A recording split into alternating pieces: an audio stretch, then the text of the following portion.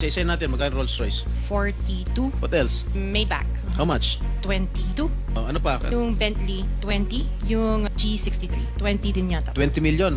Yung Cadillac po. Escalade?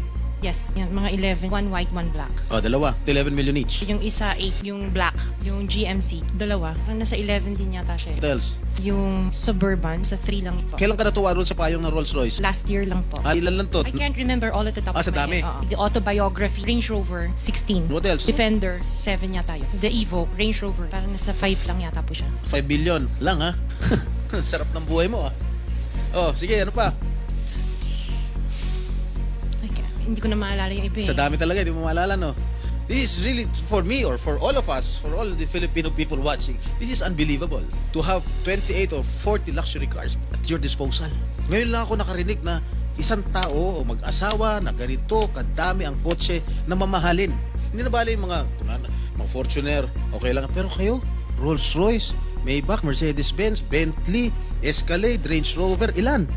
GMC, Suburban, G63, di ko na nga naintindihan yan eh. Tapos pera ng gobyerno. Ano ba? Nasaan ang konsyensya nyo, madam?